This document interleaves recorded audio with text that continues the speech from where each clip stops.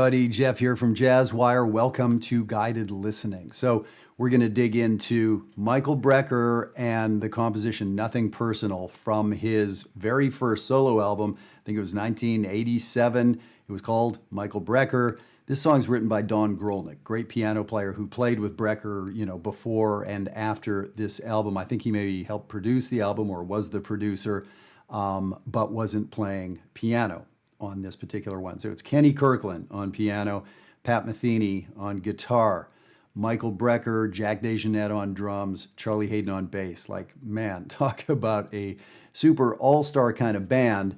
And, lots of times all-star bands are not all they're cracked up to be. Just, like in sports, the all-star game isn't necessarily the highest level of that sport. It's fun and interesting, right? Man, these guys played together pretty well. So this song, Nothing Personal, it's a G minor blues.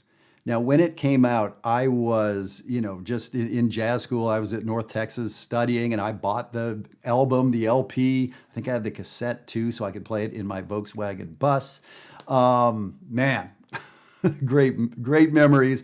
I heard Michael Brecker, play this song with his touring band, which included Mike Stern and Joey Calderazzo, probably Adam Nussbaum on drums, Jay and Andrews on bass. So, different band than the studio band, but, I got to hear this live a lot. There's a lot of great live recordings of it. And I thought this would be a fun one to go back to and to share some impressions. Now, I listened to about half of it walking Boomer yesterday, and got a phone call and didn't get back to it. And, I kind of thought, like, I've listened to this so many times, but as someone who didn't know what they were talking about. So that was way back when. I know slightly more what I'm talking about now, so thank you for hanging out for that. Yeah, that's big news. I kind of know what I'm talking about. But it was interesting, some of the things that struck me, having not listened to this in quite a long time, having played this song myself, and having heard some of the live versions more recently. So this became, one of the songs he would play over the years, and the song sort of developed, but I was surprised when I heard this original version. I'm hesitant to say it, but I'll say it. Like after a while, especially in jazz, when you have a hit song, sometimes the songs become caricatures of themselves a little bit.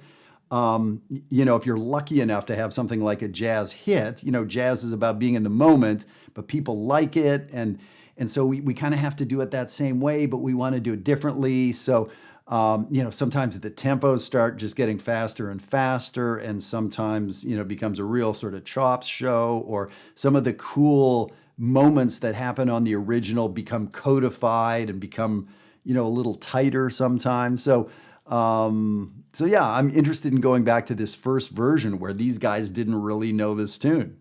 And maybe it's a little bit more pure experience. I don't know. We'll see if I know what I'm talking about here. So let's jump into this. Nothing Personal. Here we go.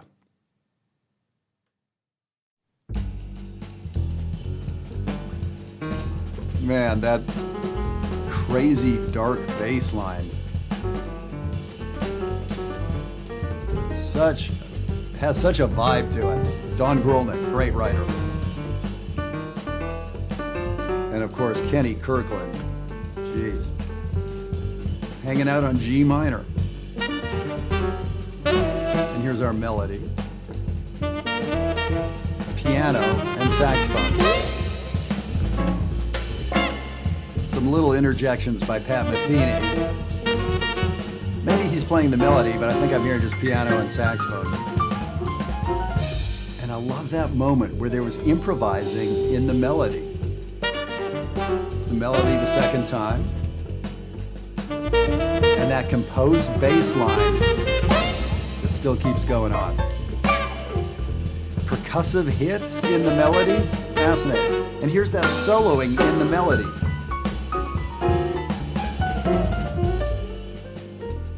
Dynamics.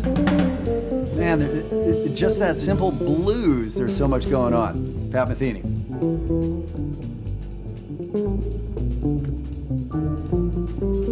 And, if we listen back to Jack, the melodies he's playing with his ride cymbal, and that's the way I want to talk of it. He's playing melodically on the ride cymbal. So he's not just kind of playing the usual jazz ride cymbal. There's all this rhythmic information about how he brought the level down. Now, Charlie Haden started walking, and that picked up the level in this second chorus.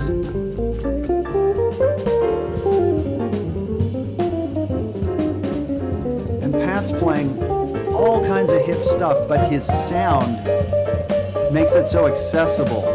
It doesn't sound like he's playing out or, ugly, angry, whatever. His presentation is just, that beautiful enveloping sound. If you like Pat's sound, it's carries his ideas so well.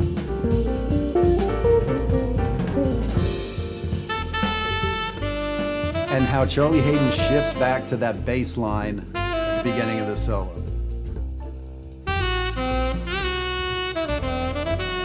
And Brecker is smartly starting slowly, leaving space. Because we know he's going to go to town, right? Woo! All right, so it starts swinging, second chorus.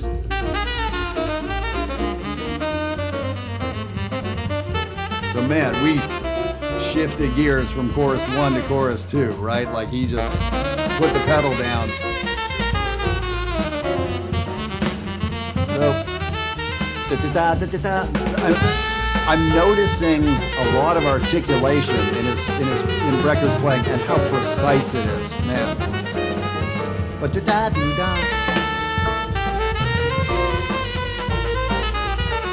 So all the great harmonic false fingerings that Brecker always gets into.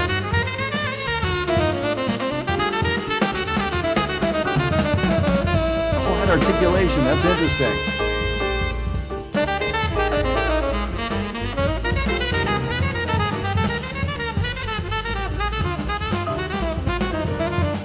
All this advanced language, essentially over minor chords, if we're looking at where we're at in the blues. Interesting how he's able to build energy. So I call that texture, building with texture, velocity, speed, building with harmonic, substitutes or, interesting note choices, rhythm. And then having this rhythm section behind kicking you in the butt.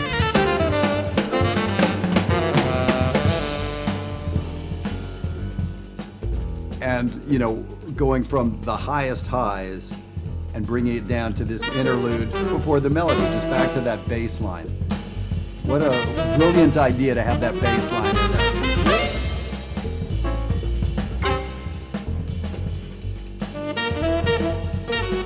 Solo part in the melody. Okay, this time it's Brecker. And this little breathing at the end of the melody. A lot of the melody has no melody. Space. Space. Space. Space.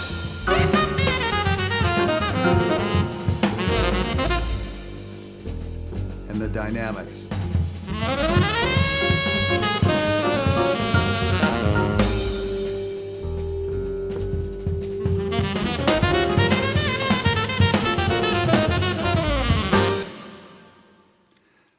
Oh boy.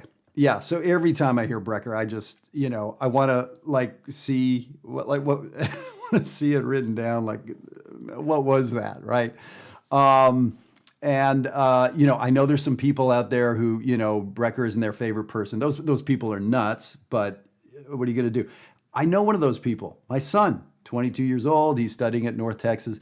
And, this is 1987. This sounds like late 80s, 90s, the sound of the saxophone. And so he doesn't, it sounds kind of dated to him. He doesn't have that reverence that we all did who kind of came up with Michael Brecker. But I notice as the months and years go by, he's listening to this stuff is like, dang, like he's, kind of starting to get it. But to begin with, just the sound. It didn't sound like Dexter Gordon, which is somebody that he likes, or Hank Mobley, or, that kind of thing. So like the sound of the instrument. Yeah, right? We listen to pop music from the 80s or 90s and some great music, but yeah, that synthesizer sound a little dated. Yeah, that drum sound, we don't use that anymore, right? So, fashion kind of stuff. Now that I can, sort of understand better, listen to this deeper, have some senses of what Brecker's doing, but, really want to, I'm just inspired to kind of dig into this a little bit more. But, what a great band. And Jack DeJohnette, I wonder if there's any drummers that do guided listening, because I want to listen to them talk about Jack DeJohnette. I'm in love and transfixed with Jack DeJohnette and have been for decades. And, all of the density and, the polyrhythmic, the craziness that's going on with him, but how swinging it always is. When he's playing a funk tune, usually he's not even playing a backbeat, but it's grooving. It's, he's mysterious the way maybe Wayne Shorter, it's just at entirely different levels than, I know how to operate with. But it's just fun to listen to Jack's ride cymbal and listen to how he dances through the tune. And I think the best way, my friend Ed Soap, one of the great drummers on the planet, talks about the ride cymbal being the melody. That's the melody that the drummer's playing. So it's not just dang, dang, dang, dang, dang, dang, dang. I mean, that's a nice little repetitive, Freudian slip, repetitive melody. Yeah, I like repetitive melodies, but a great drummer is improvising a melody that's a counterpoint to all the other stuff that's going on. Think about that, especially if you're a drummer and if you've never really heard this way of talking about it. The ride cymbal is your melody. So you can't just phone in the ride cymbal and be thinking about other stuff. That's your melody. Like your life is that ride cymbal. And then you have the rest of the drum set to kind of orchestrate and support your melody. It's a really cool way to think about it. And man, Jack's melodies on the ride cymbal, insane. So much to listen to here. And like, what a lesson in songwriting and composition and arrangement. All the space in that song, and how these guys can go for it and play aggressively and fast and all that. But how many moments they found in this song to not do that is what I think makes it successful. It could have just been overwhelming playing by overwhelmingly great facile players, and in a way, it just would have been a beatdown to the listener. To me, there's so many great moments in this song that keep it from being that. All right, hope you enjoyed that. Nothing Personal, Michael Brecker, composed by Don Grolnick. I hope I'll see you all inside Jazzwire. Should have mentioned the free trial. Check out the free trial, and I hope we get to work together there. Take care.